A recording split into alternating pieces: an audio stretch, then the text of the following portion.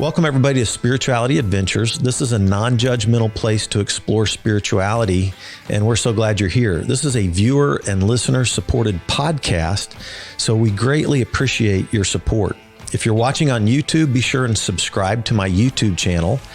Be sure and like, share, and subscribe to any of the social media content platforms that you're using. And then if you go to our website, spiritualityadventures.com, you can make a one-time donation, or with a monthly subscription, you'll gain access to our bonus content. We greatly appreciate it. Thank you for tuning in. Welcome, everybody, to Spirituality Adventures. This is a non-judgmental place to explore spirituality. And today we are so excited to have Sam Wells with us. Sam. Hello. Thank you for coming. Thanks for having me. We are just getting to know each other. We've been kind of having some conversation right before this podcast. And Matt Cox is the one who said, hey, you got to check out Sam. He had done a video with you that was called Blind Covers. Oh, yeah. And had filmed that. And so I have been listening to your music now for, a good week. That's awesome. And I just love it. And man, you're so talented. Thank you so much. Just amazing. So thank you so much for being here. Let's kind of introduce you to our audience that's checking in. Why don't you tell us about like where you grew up and your origins, all that kind of stuff. Yeah, thank you for having me. Thank you, Matt, for recommending me. Kansas City has been really good to me, but I'm originally from Arizona, Phoenix. I grew up there. I was born in Colorado, but Phoenix is my home. So if you ever look me up and you see that it says Colorado, I'm not lying. It's just... We're at in Colorado. Alamosa. I was there for 1 month as a baby, so I can't actually claim it. I wish I could, but yeah. If you're born in Colorado, you're Coloradoan. Yeah, I'm a Coloradoan, there just you go. Raised a Phoenician. I love Colorado. So it's my favorite state. Is it really? Mm-hmm. Okay, so you have good ties there. Oh, yeah. I've only been once when I was a baby. All right. No, just kidding. But I grew up there, had some awesome opportunities to travel around and live in Florida for a couple of years. And then when Florida got really expensive, because apparently it's expensive to live on the beach, my brothers were like, let's come to Kansas. We've got plenty of stuff and opportunity here.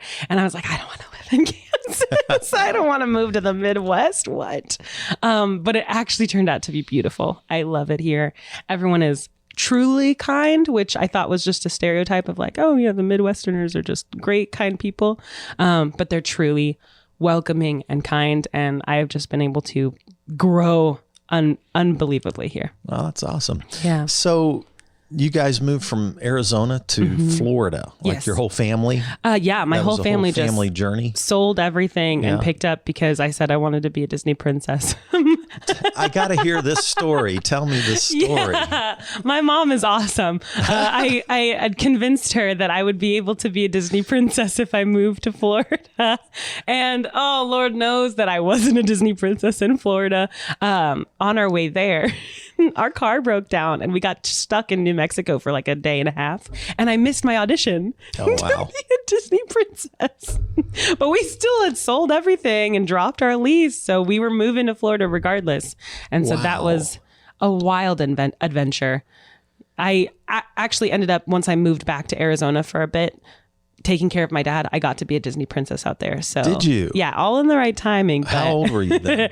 I think I was 19 or 20. Wow. When I was, yeah. And what does a Disney princess do?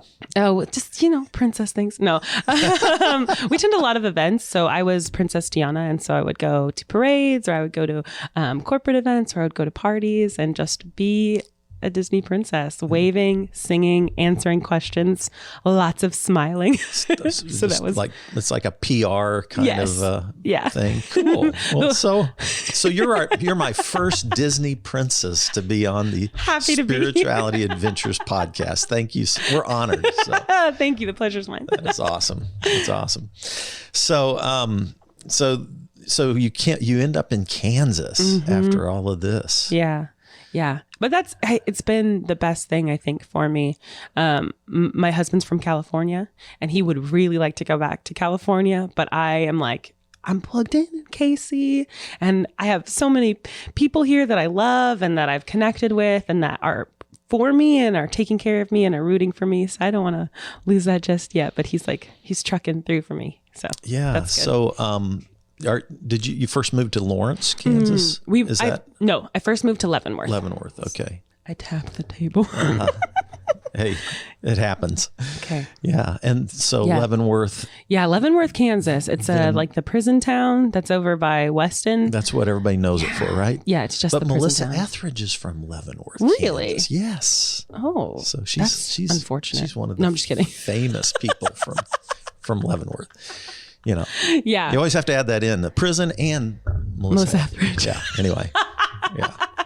Well, good for them. They got something going for them. Right Leavenworth was rough when I was there. Yeah. But also, I know a lot of people who are born and raised there, and they love it. So more power to them. But I was ready to move to Lawrence and was then a little more Casey. your speed. Yeah, definitely more my speed as Lawrence a city is girl. a fun town, isn't it? Oh, I loved it. Yeah. Did you go to college there? No, my husband did. He went to KU. And so Okay. while he was going there, I was living and working in Liberty, Missouri. So it was a trek, but worth it to live in Lawrence. Yeah. Yeah. So your husband's a KU Yeah, he's grad? he's a KU alum Jayhawker. now for economics. So Okay. I don't know what you do with an economics degree. I don't think he does yet either, but we'll find out. Figuring it out. Yeah. Consult the president on economics. I hope so. Something to pay down the student loans. That's all I'm saying. Oh, that's funny. Well, so talk about your music Oh. background. Did you come from a musical family? How did you start first getting into the music world? My family, loves music, is not typically musical unless you're going to go to karaoke. That's my family's jam. We love musicals. I grew up listening to musicals and then being in them like through my high school and young adult years. So that was kind of the musical influence I had growing up. My mom listened to a lot of Duran Duran and Pink and then anything that was coming on. Yeah, it's a huge swing, but anything that was coming on the radio. We had lots of Mozart CDs. So it was a lot of influence, but none of them were typically like musical presenting. They didn't like do that type of field. And so when I decided that I wanted to be a musician, I think I said this in that interview that you saw, but I had decided I wanted a guitar. I told my mom, that's all I want for my birthday is a guitar. And she hunted one down. She got me a guitar. And I learned Corinne Bailey Rae's Put Your Records On. And I was so pumped about it because I was doing some finger plucking because that song's hard. And I showed my mom and I was like, Mom, I'm going to be a singer, look. And she was like, oh, that's great that you want to be a singer, but you're going to have to put in a lot of work because that was not good. I'm like, my heart. Oh, strong, real critic. Wow. Yeah. I respect it a lot, though, because I was not going to be one of those people that went on American Idol and didn't have people who were honest with them about how they sounded. That's somewhat unusual, I think, in today's world for moms to be. I always used to have this little thing, if your mom is the only person in the world that thinks you're a good singer, then you just might, But my mom wasn't even. Yeah, she wasn't even. She wasn't even like. No.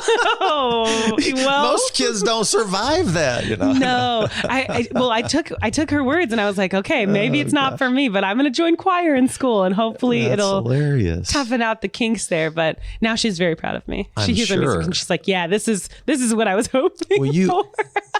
I mean, just hearing your voice, man, you've obviously got a lot of talent that you've evidently worked with and trained and worked on all that. But yeah, still. So work in guitar, progress. did you do piano as well? Were there you play other?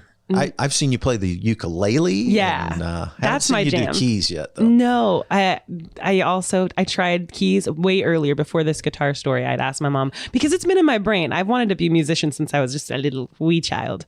But I'd asked my mom for some type of instrument, and she'd got me a baby grand piano for Christmas.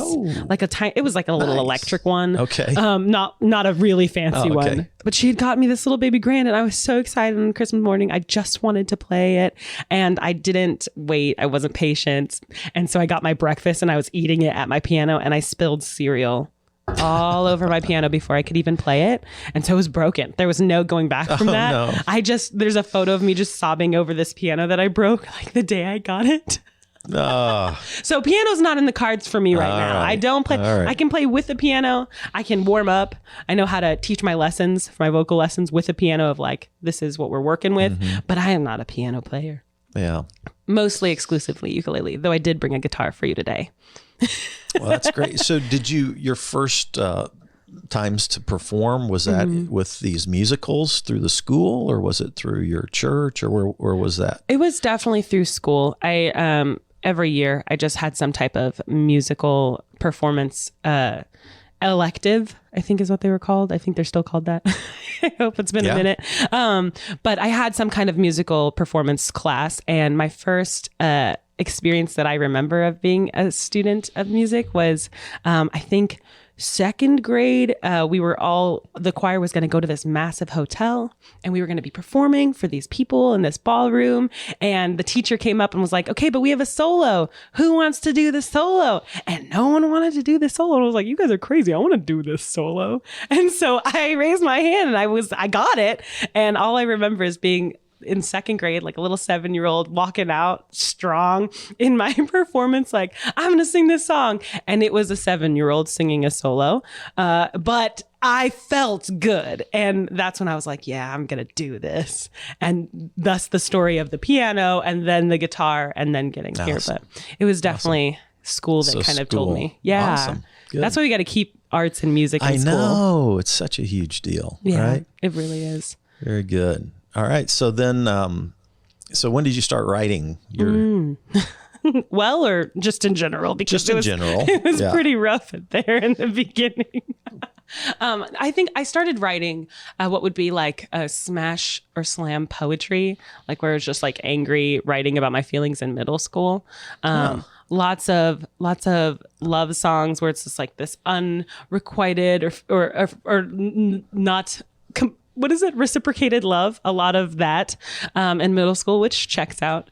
And then a lot of just like angry life isn't what I expected it to be, which I guess turned out also in my first EP for the Deflated of like, why are we like this?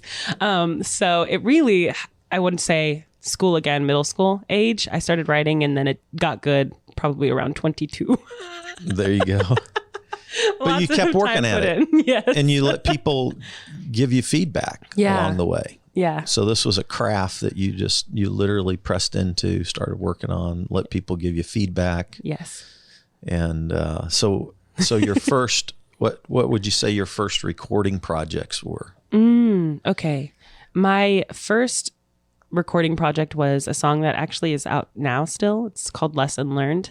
And that was one that I recorded in the Lawrence Public Library studio because they have this incredible space that the city just lived into for musicians to be able to put musicians or photographers or videographers. They've just got tons of gear available to the public. And my booker, James, who found me at an open mic and was like, you can do this. Was like, but first you need to have a song out so I can show people what you sound like. And so I went into the studio and I was like, I'll just record the song by myself. I'll just get it done. So when you listen to it, the mixing is rough, but it got the job done. And so it's this like just sweet little ballad. It's actually one of my first spiritual songs that I wrote for like secular consumption. And it's just me and my ukulele and my banjo. And it's just like a little Americana song. That's like my first studio project that I did. And that was like 3 years. So you were doing this sort of Americana feel really early. Yeah. I mean, I love that kind of stuff too. Yeah. Good. Yeah. It was so fun to see you play the ukulele and you know, yeah, a lot of fun feels to your music. So that was your first recording project.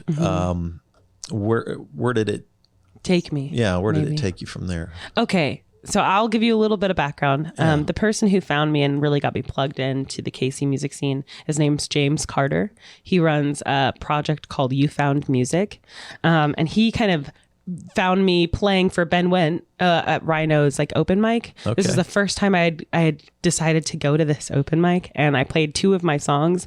And afterwards, James comes up to me and he's like, "Hey, do you want to play and open for this band that I'm having at this whiskey bar in like a month?" And I just laughed at him and I was like, "There's no way you're actually asking me based off 2 songs if I want to open for this sweet band that's coming in." He was like, "No, yeah, I'm serious. I think you're really good." And I died and then said yes. And so that's how it kind of started getting me on the train of putting out my music. he was like, do you think you could play for 3 hours? And I was like, no, but I will figure out how to play for 3 hours for you. Wow. And that kind of started the ball rolling for a residency at this whiskey bar called Repeal 18th. It's under new management now, so I don't know if I can recommend it. How long ago was that? I think that was 2018. I think that was. Okay. Oh, maybe it was 2019. Yeah. No, I've only been in the music here for 2 years. So it was like March 2019. Very recently. Then. Yeah. Other than that, it was just all in my bedroom hiding with me. Wow. Wow. That's so fun to have you here because I've loved what you're doing so far. Thank you. I think good things are on the way. Yeah. It's been a snowball. On the way. Yeah. So, I've listened to some of your YouTube stuff. I have listened to your new EP that just came out just a few months ago. Yeah. So I kind of want to chat a little bit about all of these ones that I've listened to. Maybe I might have missed some too, but I listened to your deal called Flew the Coop Sessions? The Coop Sessions. Yeah, that's the one. And that's just you and a mic and a ukulele, really stripped down. Yeah. But really, really well done. Thank you so much. Cody reached out to me, I think during Black History Month. No, it was when everything was happening with George Floyd. And I had just put out a song called Dear Black People, which was a collaboration with one of my friends, Romy Kiowa. Yes.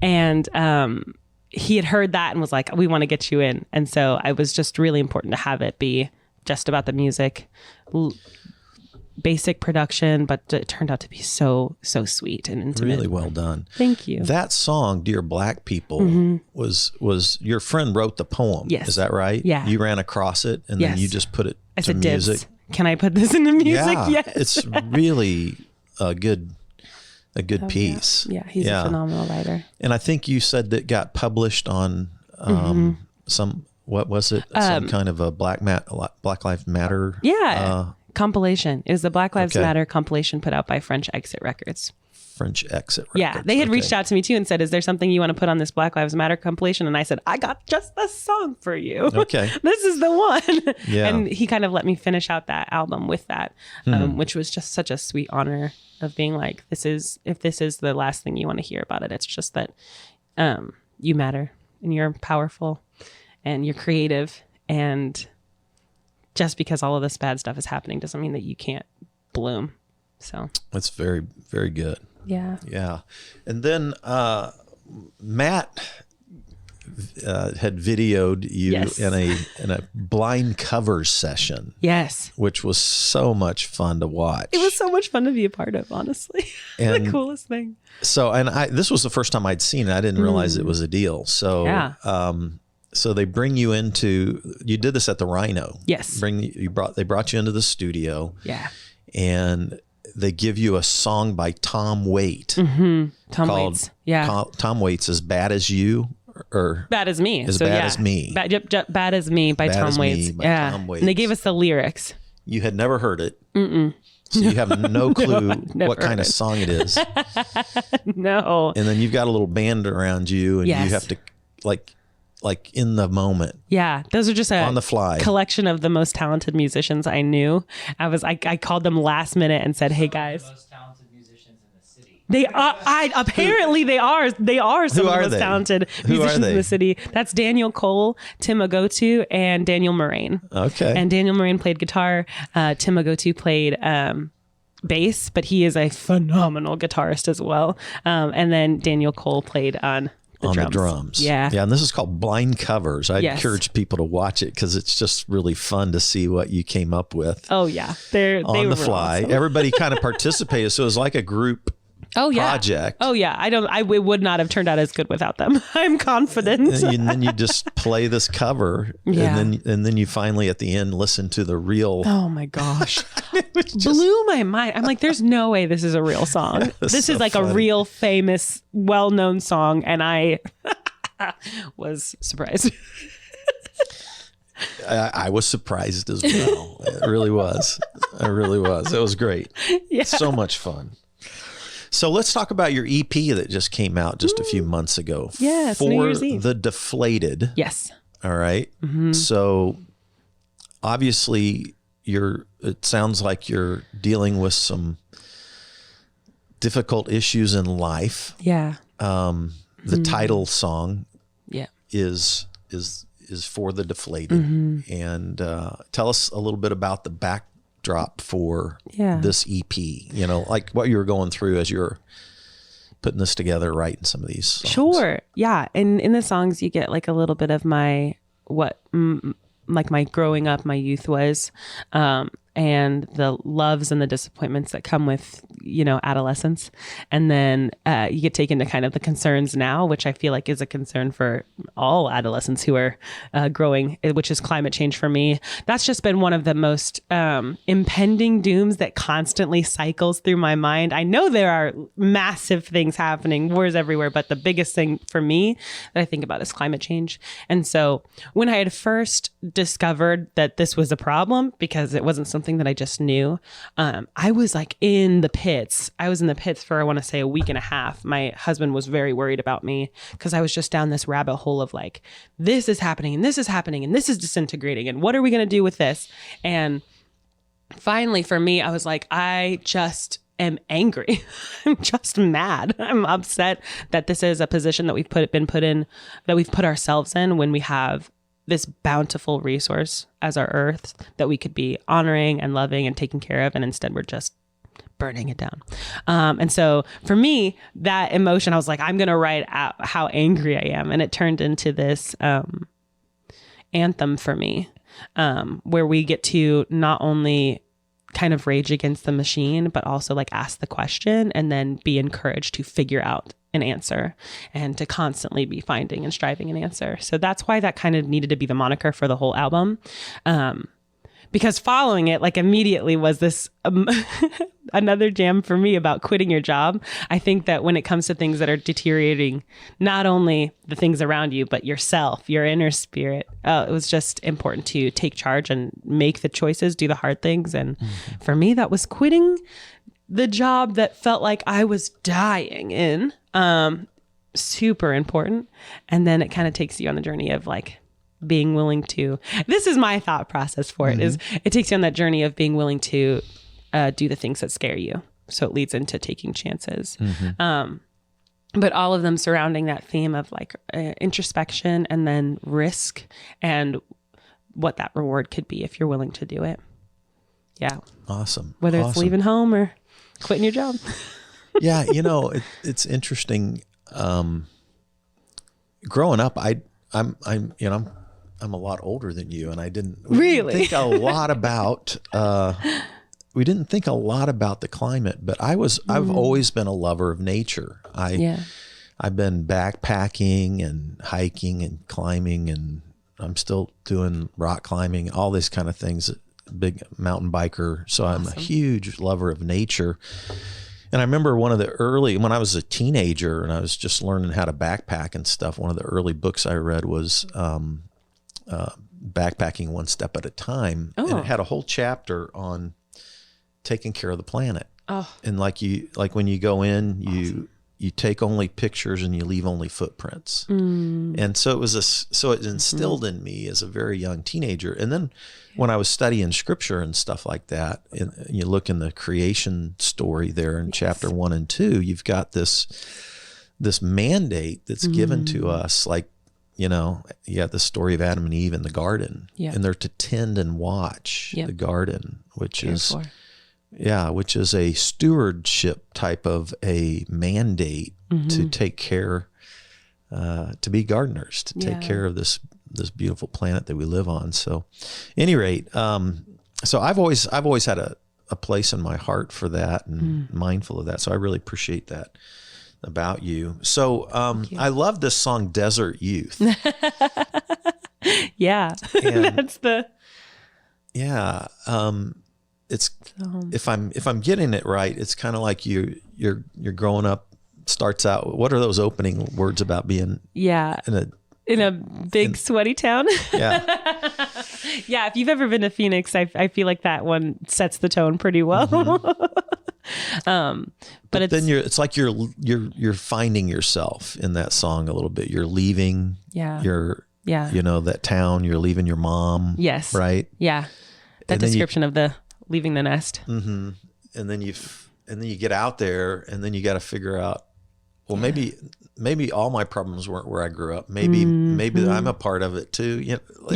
Am I clicking in right on that? Oh, absolutely. Yeah. I love that it was clear in what I was I was hoping to depict, which was really that like transition that you go through of thinking that it's your bubble. The bubble is the problem. And if you could just get outside the bubble, like that grass is greener. Mm-hmm. And then realizing trying to erase everything that made you who you are isn't going to make you happy. It's just going to make you feel lost. And instead trying to keep those roots, trying to honor the parts of you that maybe you feel like are less pretty, and still say, I am beautiful because of them. And then to say, it's okay that I grow out of them, but you can't just burn them. You can't burn the things that make you who you are. You can just grow through them and then grow out of them. So. Yeah, I well done. I really like that song, Desert Youth. Thank you. The other, the title song for the Deflated, mm-hmm. And you're kind of talking about the situation that isn't fair. Life isn't fair. But you have a line in there, and I want you to say it. It's something about the monster in the room. No time to let loose when the monsters in the room become the cool, the love, the lost, the medicated. Yeah. Say it one more time. I want to get this. There's no time to let loose when the monsters in the room become the cool, the loved, the lost, the medicated. Okay, help me with that. I love that. And I was like trying to get my head around it. I said, okay, well, that's You're interesting. Like, what are you talking about, girl? It's interesting. So the opening to that is where we're cutting. It's like in my brain, I was thinking of it like cinematically, where you're like cut to the chase. This is where everything is happening or bouncing back and forth. It's a hysterical escape. It's like us trying to find a way to either leave the planet or take charge and care for the planet. And then recognizing that it's not just how fast we can get it done, it's actually changing people. Because in the respect to like what it looks like for climate change and what it looks like for stewardship of our planet, it's both corporate and individual. And so when I'm naming the cool, the love, the lost, the medicated, it's just naming who we are as a human race in different forms, but all as one of it's us. We are, if you're looking at climate change, if you were the earth being like, hey, what's going on, guys? We're the monsters that are responsible for what's happening here. We're the people that are responsible for the hungry and the hurting and overindulging in our luxuries, which I am guilty of. I immediately thought, God, I got some monsters in me that need to be medicated. Yes. That's just mental health. That's just mental health, Yes. My therapist would agree with you. All right. Well, that's great.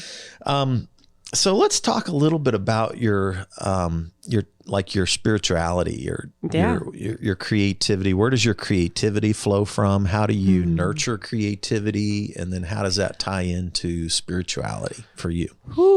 I love that you asked this question because I'm a firm thinker. I wouldn't say I'm a believer, but I'm a firm thinker that every spark of creativity, every idea, every creation is a gift. I don't believe that really any of my songs have come from me. Every time I write a song and I get to the end and I'm looking at it and I go, where did this come from?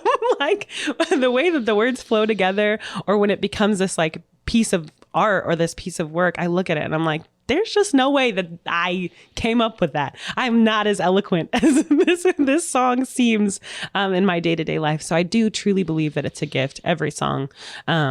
Whether you believe it's a gift from God and this creator, you believe it's a gift from the universe, you believe it's a gift from the holy other. I'm a firm believer that that is a gift, and creativity is an expression of love. If we are created in God's image, and that is love, then the things that we create are created in our image, which would then be love. So all art for me feels that way. But when it comes to like the process, I have just tried and tried to be like, I'm going to sit down, I'm going to build a regimen, and I'm going to write every day. I'm going to write a song. And those songs, though they are an expression of how I'm feeling, never really sit as well as when it's that inspiration that comes from whatever that tap-in that's happening there, whatever that gift is. Those are the ones where as soon as it's done, I'm just like, wow, I don't want to keep this to myself anymore. I feel like this is powerful and would be selfish for me to say, oh, this is just mine now, I'm going to keep it, and don't worry, you'll get something else. So I think there's a definite difference in my writing, at least of that. In 2018, I made a New Year's resolution and I said, I'm going to write one song a month, because I was confident that it was coming from me and that I was going to do it. And whenever I would sit down and be like, I got to write my one song for this month, it was just poetry, which is good, but it wasn't like the song that I wanted to like be the staple of that month. But by the end of the year, I had inspiration every single month surrounding something that was happening or something that was going on in someone else's life, or an emotion where it was just, and it would come at the most inopportune times. I was like scribbling down on napkins, I was on receipt paper at my coffee shop job, where I definitely worked hard, but that was like, when it happened, I was like, I will take care of you in just 1 second. I just have to get this down, because it was fleeting. And so, yes, I've learned that just at least from my writing and for my writing experience in general. If I don't write it down as that inspiration hits, it's not going anywhere, and I will lose it, because I think it's not from me. So do these inspiration moments, like when you say you sit down and write, is the space and place important to you? Like, do you literally set aside time and go, okay, now I'm going to write? Or do you just use the notes on your phone every time an idea comes in your mind and you type That's what it's become. Okay. All right. Because before I was like, I'm going to set aside 30 minutes every day or 30 minutes every other day. It's weaned down because I don't really have that luxury so much.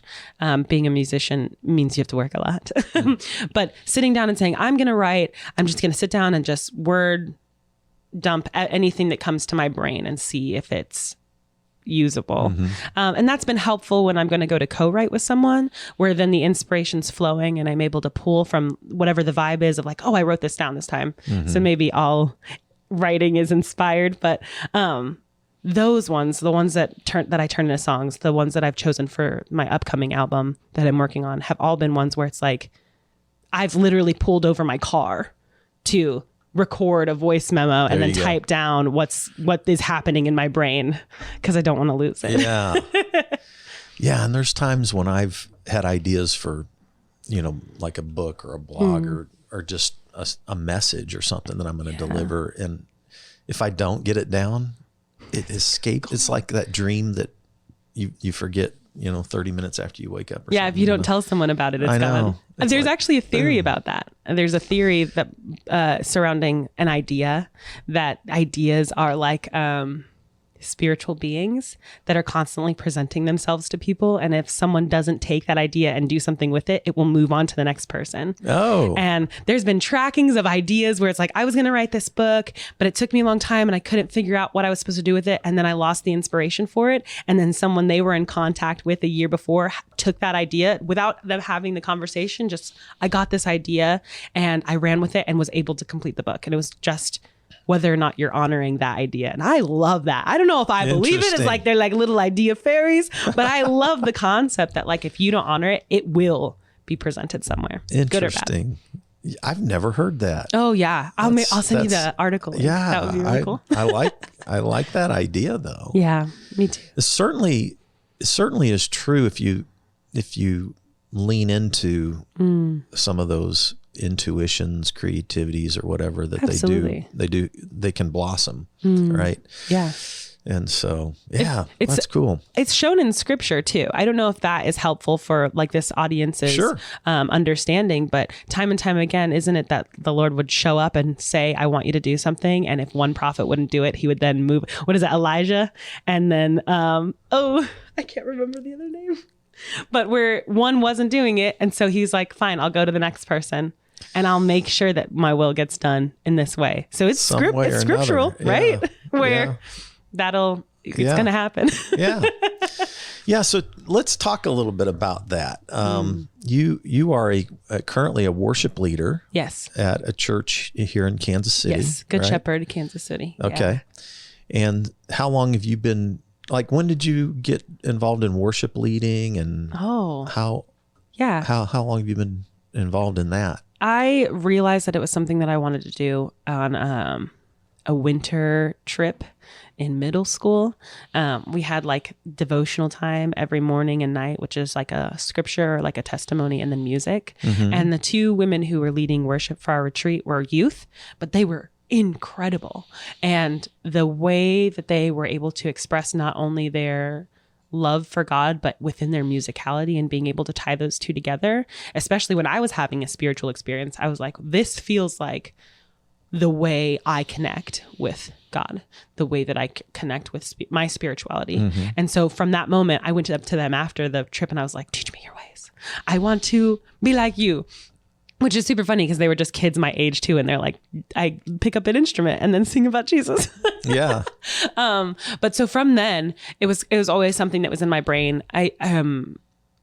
Church life was not something that was really present or incorporated into my high school years. It was a lot of extracurriculars. And my mom has always been really kind of like, we're going to go, but if you don't feel like it's what you want to do, you can come with, you can sit in the car. You don't have to be here. Your faith is your faith and you need to develop it whatever way is honest to you. And so she was always really great about being like, you choose how you walk. That's the whole free will of it, right? Okay. Which is powerful because she also went to church to church to church. I think we moved maybe 13 times before I was in high school. Wow. And every time we moved, she was just like, whatever's the nearest church, that's the one we're going to. So Presbyterian, Pentecostal, Church of Christ, non-denominational, Catholic churches. I grew up going to all of them. Wow. So I felt like I have a really good grounded understanding of the breadth that is Christianity, and how it impacts me. But I knew that I wanted to do worship as a lifestyle. I would say as a profession, but as a lifestyle. Early on, did nothing with it. Once I moved to Kansas City, I was praying and I'm like, where should I be going? This is a whole new city. I don't know what I'm doing. I'm not sure I even want to be in Kansas. And I felt called to this little church in Piper, and there I was able to start leading worship in on Wednesdays. They just kind of let me run and take their worship segment then. And I had met my husband through that church, and what church was this? This was Haven Baptist Church. Okay. I usually refrain from saying the name mostly now because I think that the ideology that is taught there, for me, as I've discovered in my kind of deconstruction and reconstruction, is really harmful and hurtful. So I refrain from saying usually the name, but it was Haven Baptist Church in Piper, where I met my husband. His dad is a pastor. And I was like, hey, this is before we were married. Hey, is your dad's church hiring or possibly looking for a worship leader? And he was like, they just decided tonight that they were going to hire a contemporary worship leader. And I was like, this seems serendipitous. Interesting. I'm not going to lie to you. This feels like I should be your worship leader. And so I met with him, had a list of questions about the church because I was like, I'm not getting myself into what I just got into at this other church. Okay. And he answered my questions, and it worked out that as soon as I was able to connect with his father, the church was amazing. They took me in. It was a 4-month period where they were vetting me and finding out what's my story. Am I going to be a good fit? But from there, my worship leading grew and my opportunities to worship lead grew. And I went from this First Baptist Church in Leavenworth to Liberty United Methodist Church, working there in this massive multi-campus church.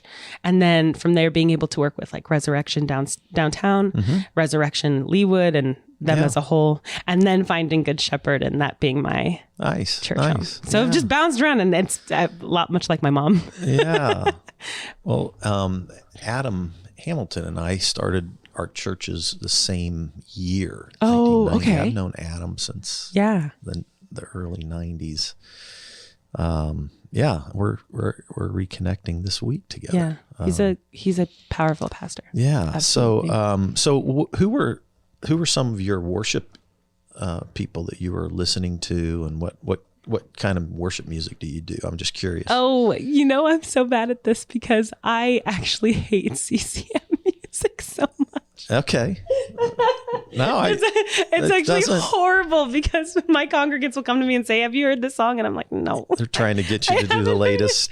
Yeah. The latest Hill song, or the latest this, or the latest that, or whatever. And I do. As soon as they give me a song, I will learn it. It's not about me, so my preference doesn't really matter in that case. We're just gonna. But whatever calls the what's congregation. your favorite stuff? Yeah, I found, because I've had like already a bad taste. I've talked to a lot of worship leaders where they were like, "This is what gets me into a space," because it's not typically like K-Love that can reach where you're trying to get.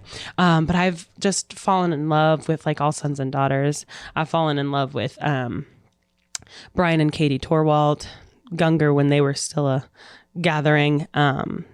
Maverick City Music is just incredible. I would also say there was a time where I think Bethel put out their We Will Not Be Shaken album, and that was like pinnacle of CCM for me in my brain. I'm like, they get it. They understand what they're doing. This is right.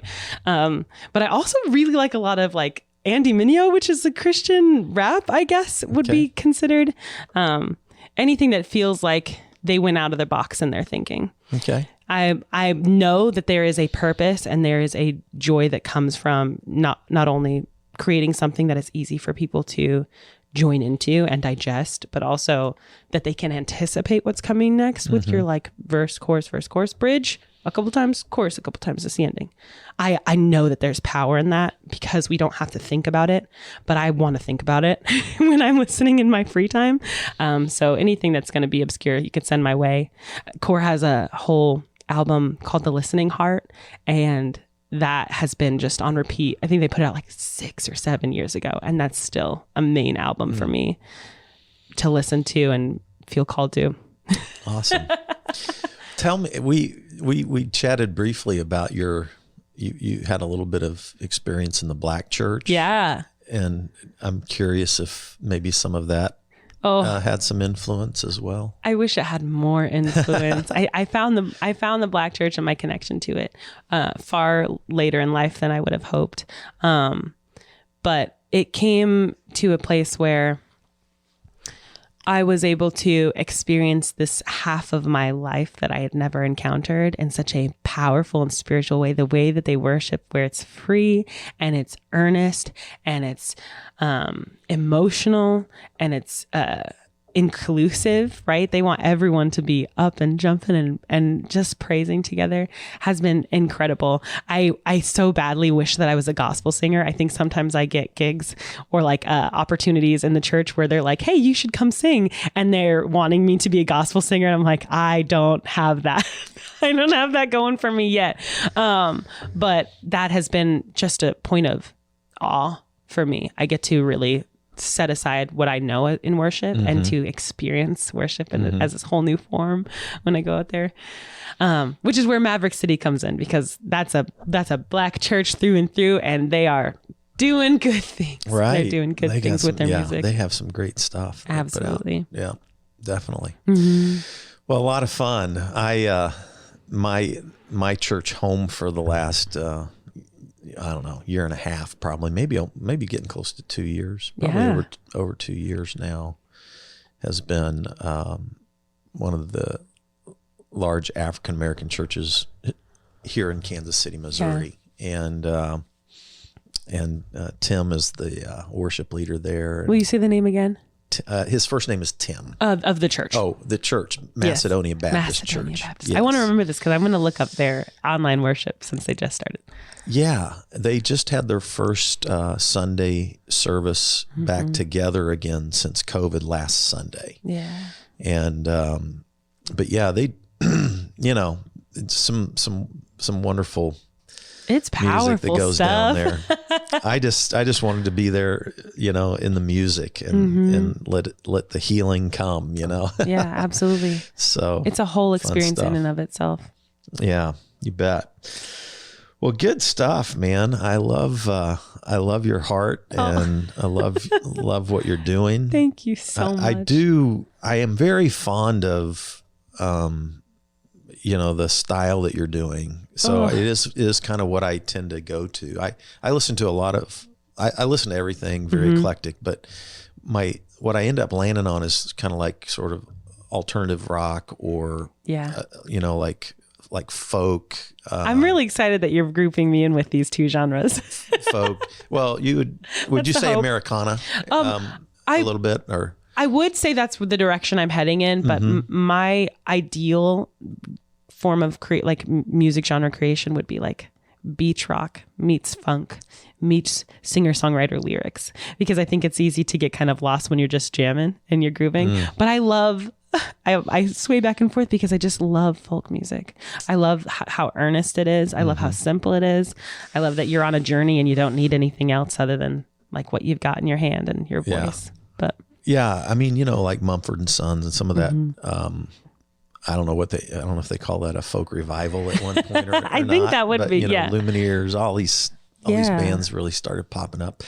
I had, Marcus Mumford's dad was the head of I was in a movement called Vineyard Churches. And the head of the Vineyard in England for a couple of decades was John Mumford. Wow. And I did not know so that. John and Eleanor Mumford were, oversaw the vineyard in Britain. That's cool. And so he wouldn't remember me, but I had met him because I was speaking in a bunch of churches in England in the 90s. We ran in similar, like I'm close friends with the guy that did his wedding with the guy that did Marcus's wedding. Wow. And so when he first came to Kansas City, he hadn't hit it big. So he was playing at the Record Bar. Oh, wow. His first American tour. He comes to Kansas City, plays at the Record Bar. And I found out, through my Vineyard network that he was going to be there. And I bought like a few tickets for $12 a piece. Wow. $12 for Mumford and Sons And tickets. it was packed and it was amazing. A year later, he came back a year later to the River Market and sold 10,000 tickets in 1 hour for I don't know how much. Wow. And I went to that one too. But wow.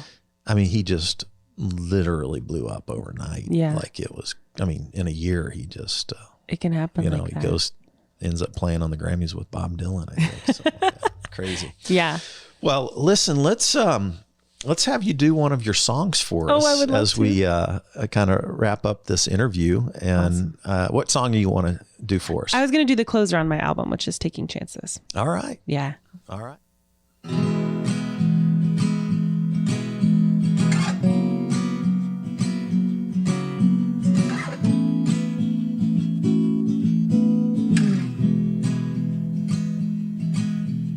Somewhere I know you're out there. You're out there searching for you. Like stumbling out of a daydream, looking for water, but finding only the truth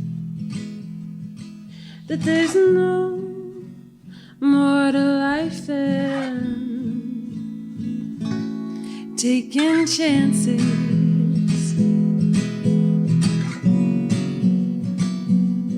Taking chances.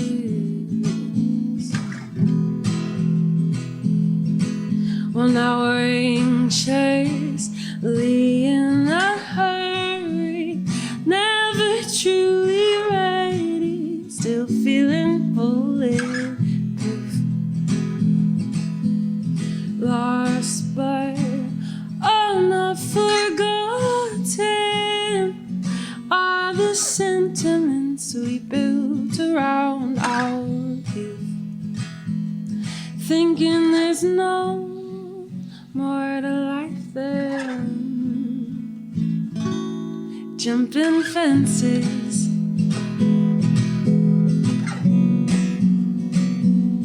Jumping fences.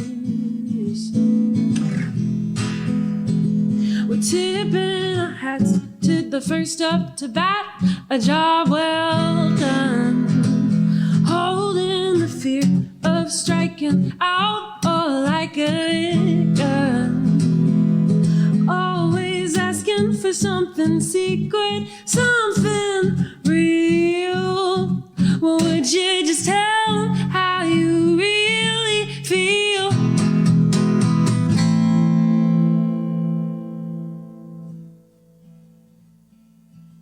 'Cause there's no more to life than,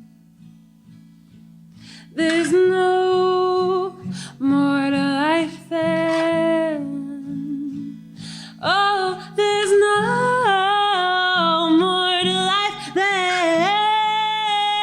than taking chances.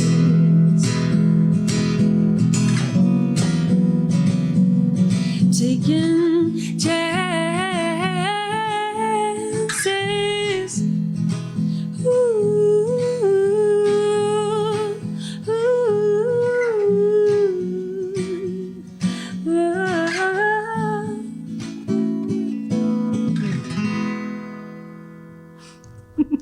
Yay!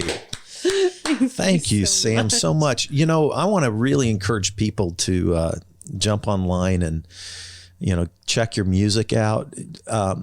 Be sure on YouTube, Sam Wells Music, and watch some of the stuff that she does on YouTube. You have an amazing voice. I love your energy and what you bring through your music. It's beautiful. And your website is whoissamwells? Yeah, whoissamwells.com. Yes, right? Yeah. So lots of places to check her out, and I think you're going to really love her. And I thank you for taking time and joining us for this interview on Spirituality Adventures. Thank you so much. This concludes today's episode. Thanks for tuning in and listening. Remember, if you're watching on YouTube, subscribe to my YouTube channel. Remember to like, share, or subscribe to the social media platform that you're using.